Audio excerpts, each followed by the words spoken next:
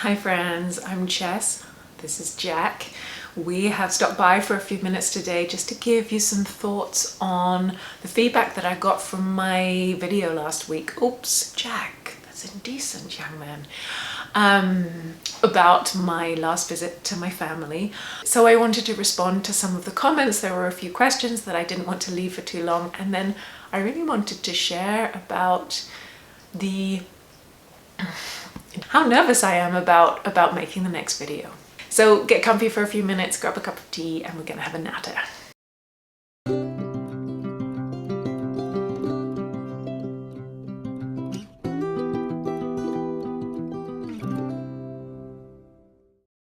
Hi friends, so welcome back. So I'm Jess, I'm a therapist, and I talked a lot in my video last week about the last visit I made to my family quite a few years before I estranged from them, but I talked through some of the dynamics.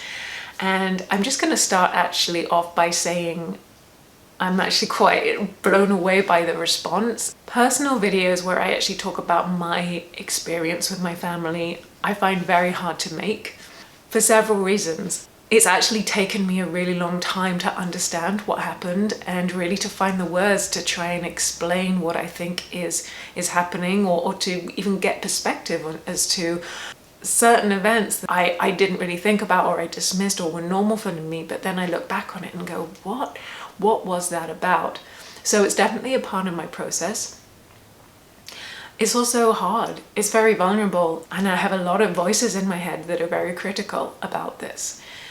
They're saying you shouldn't be saying bad things about your parents, that I'm being oversensitive, that I misinterpreted things. And so it's very hard to put out a video like that when it is so personal. And also I'm trying to walk this fine line. I want to share my experience to help other people not feel so alone, to try and understand what's happening in their families, or with your families, I should say. I'm talking to you, with your family or your experience. I know that we don't have the same circumstances, but I think often the emotions or just the dynamics feel very similar. And I think there's a lot of value in sharing that. But also, I'm not here to trash my family. I'm not here to tell terrible things about them and splash it all over the internet where they can't respond. That's not my point. That's why I don't use the name that they use for me.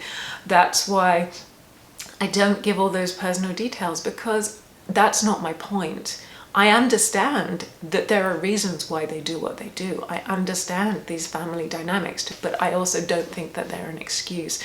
So I'm really always trying to balance up that, is it worth it? And how hard will it be for me? Will it be hard for them?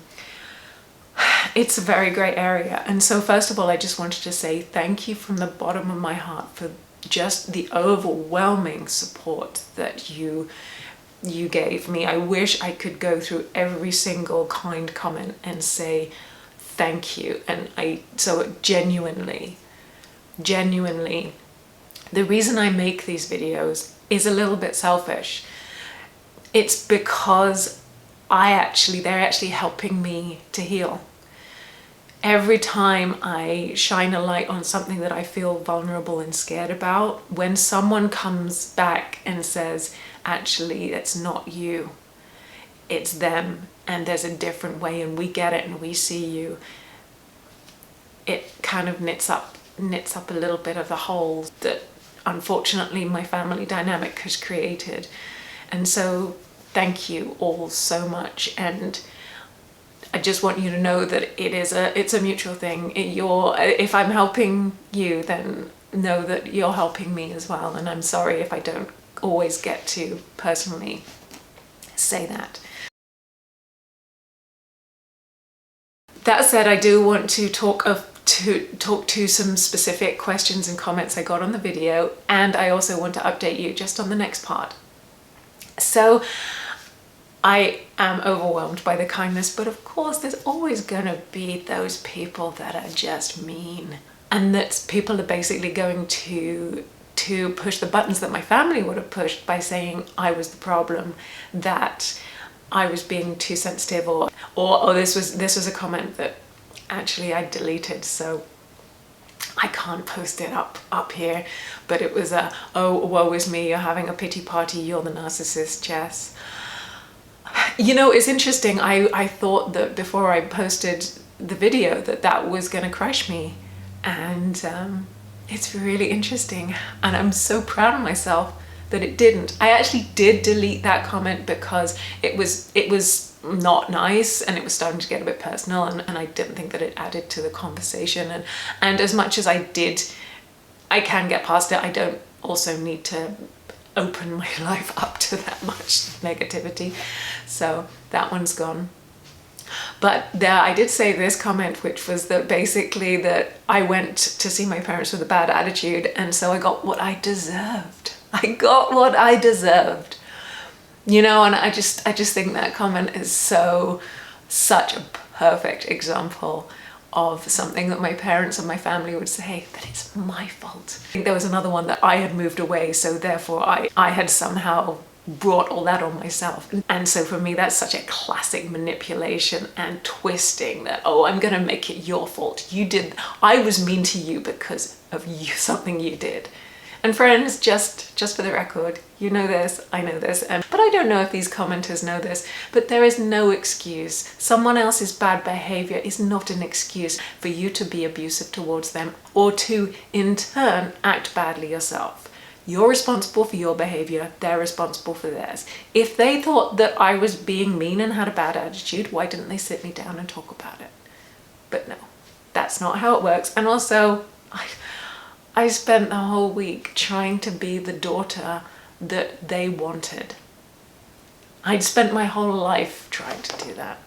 That was the point of the video.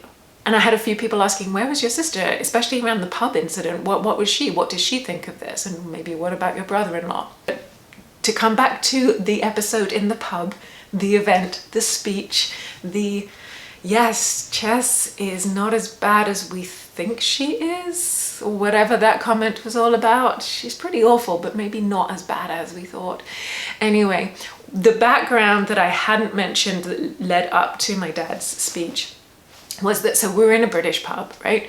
So that for those of you who aren't familiar with them, there's just a typical British pub has stuff everywhere. It's one of those ones with horse brasses hanging on the wall, and there were old maps, and there's trinkets, and there's just things. There's always things, and often they're made of copper or brass. And we'd ordered our food. It was lunchtime as well. Oh yes, it was lunchtime. People weren't drinking. There isn't alcoholism in my family. They don't get that excuse either, unfortunately, no. So we'd ordered our meals and we were waiting, and I think at that point I was like, okay, I'm gonna have to make this work. And so I was using a little bit of an avoidance tactic, so I decided to nip off to the bathroom. So I just nipped off for a sec, came back, and I could see that our food wasn't there, so I wasn't gonna get in trouble for not sitting down and for delaying everybody. But there was an old map on the wall. And I just remember taking probably maybe 15 to 20 seconds to just look at the map. And actually, when I look back at it now, it was a delaying tactic. I was just trying to take a bit of a breather before I went back to the table. And I remember my sister calling across the pub to me, not that far, but calling out saying, "Oh, look at Chess. Chess, she's bored. Are you bored, Chess? Are you bored? Are you bored right now?"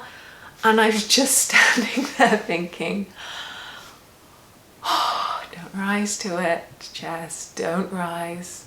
So I just turned around, smiled, said, oh no, I was just looking, and came back to the table. And then she just, for more pushing, for more goading, she was just looking for an argument. So friends, if you're wanting to know more about my sister, spoiler alert, there is a video in the channel somewhere. It's a little while ago now, but it is titled, Is My Sister a Narcissist? So that might give you a bit of a clue, but she does take a leading role in the final part of my estrangement story. And I think that will give hopefully a lot of context as to what she's like, and potentially, I think, the limits that my brother-in-law might have in terms of the fact that he's married to her, he has children with her, And really, when you're faced with someone who is determined to be that cruel and nasty, to go to the depths and the lengths that she did, he's in a really tough spot.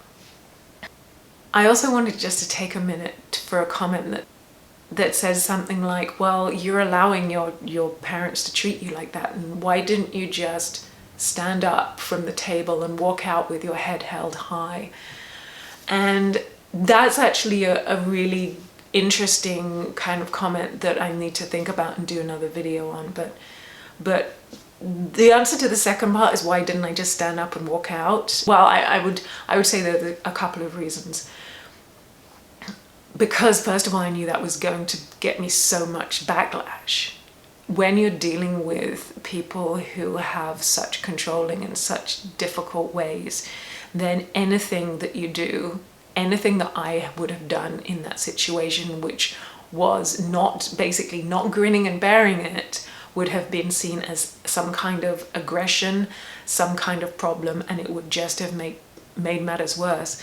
And I kind of almost hate hearing myself say it, because I really do believe, especially now, I believe in standing up for ourselves and to having solid boundaries. But in that moment, I was outnumbered. I didn't know what I know now. I didn't have any supports. And to be honest, where was I going to go?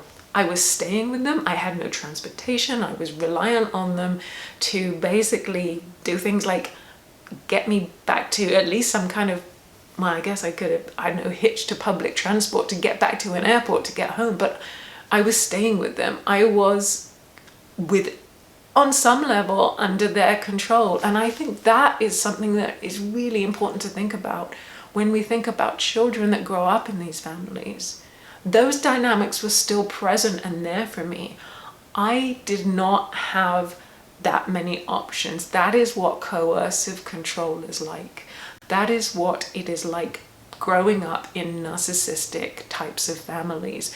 We just don't have those options to say, you know what, that's not okay. I'm going to draw a line. I'm going to create a healthy boundary and I'm done. Because if we do, when we don't have the resources and the ability to look after ourselves, then we can potentially be opening ourselves up to more harm. So I really did want to speak to that. And so lastly, I just wanted to speak very briefly about the next video. And if you're here with me, then this has been all over the place. So thank you for staying with me. What I did want to say though is I am going to make another video. I think it's just, I know I am, it's important. It's scary for me. I realize that I'm doing so well in my healing that I'm actually able to make these kinds of videos now. And I realize that when I do make one that feels very vulnerable, that it takes that courage, but also when I do it, it almost like bursts the bubble. It's like, oh, I've been holding on to this shame or this attitude around it, and I've been kind of hiding with this fear that maybe I don't need to carry anymore. Do you know that dreaded feeling you can get in the pit of your stomach, where just like you just feel like something really, really bad is gonna happen? I still get that sometimes. And I was thinking about making the video and I realized I've got a little bit of that around talking about the final piece. But I'm going to be brave and I'm going to do it. You guys have inspired me. And so, yeah, hang tight. And please know, thank you for all of you who are so kind. Please know that I'm okay. I'm doing really well. And if you're in this kind of situation, you're thinking about it, then if I can do it, you can do it. Truly, there is such a thing as moving on and healing. Friends, as always, so much appreciation from me to you. Thank you for being here. Welcome to the Scapegoat Club if you're new, and I will really look forward to seeing you in the last installment. Is probably going to be, it takes me a couple of weeks to put them up, but I've got a few other things in the pipeline, but stay tuned, it won't be too long. Take care. Bye for now.